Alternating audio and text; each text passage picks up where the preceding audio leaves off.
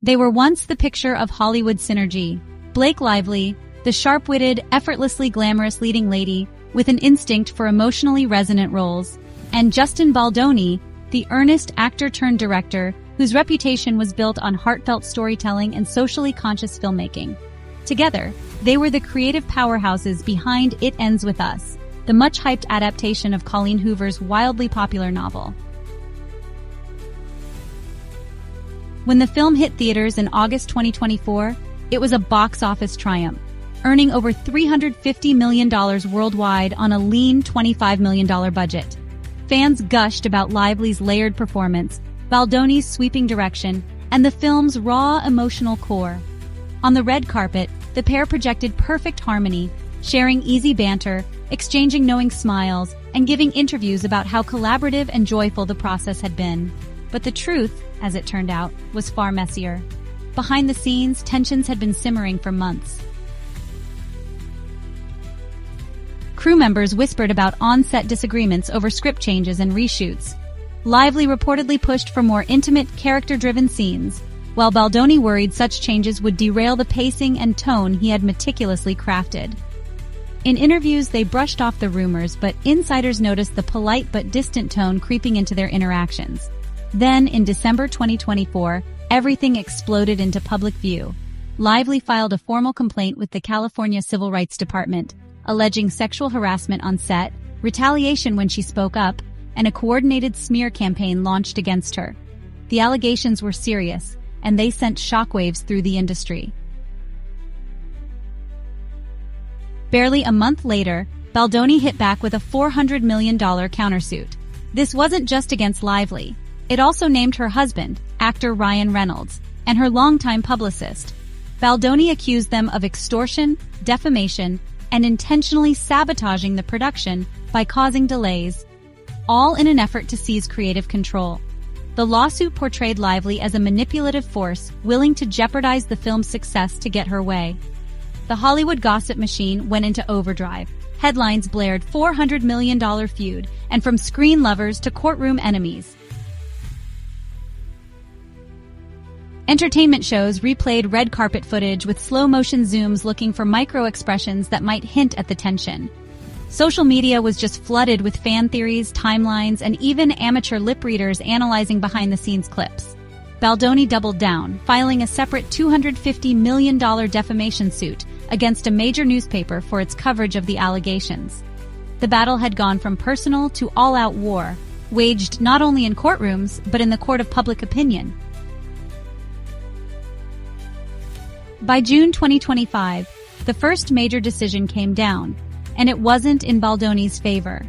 A federal judge dismissed his $400 million countersuit in its entirety, ruling that Lively's original harassment claims were protected speech under the law. The defamation case against the newspaper was also thrown out. While Baldoni was allowed to amend a small part of his interference claims, the core of his legal offensive had been gutted. For Lively, it was a massive win that sent a clear signal. Her claims weren't going away. But she wasn't finished making gains. In August, Lively secured 2 more courtroom victories.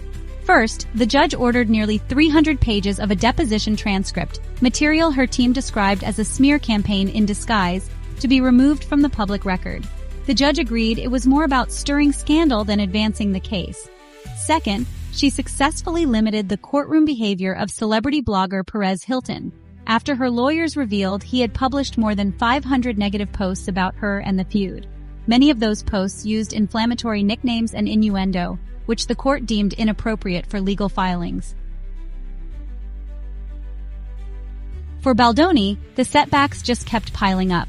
He now found himself in a new legal battle, this time against his own insurers. Baldoni and his production company, Wayfarer Studios, actually sued multiple insurance carriers for allegedly refusing to cover the escalating legal costs tied to Lively's lawsuit. It was a sign of just how financially draining the fight had become, and honestly, how long both sides were prepared to dig in.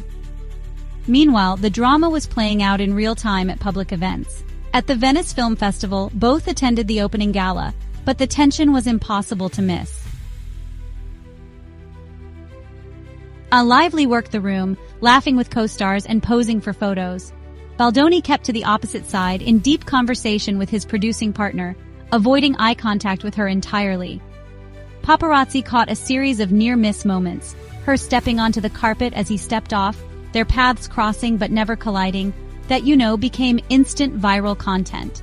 The stakes here are, well, monumental. If Baldoni somehow resurrects parts of his case and wins, Lively could face a devastating financial hit and serious damage to her producing career. If the case continues to collapse in her favor, Baldoni's directing reputation could take a blow that would be hard to recover from. For the studio behind It Ends With Us, the feud has turned the marketing campaign into a minefield.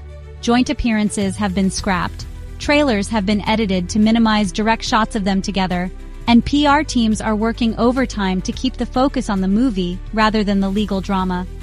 Even Colleen Hoover, the author whose book started it all, has been pulled into the spotlight, though she's kept her public comments minimal, urging fans to focus on the story, not the noise.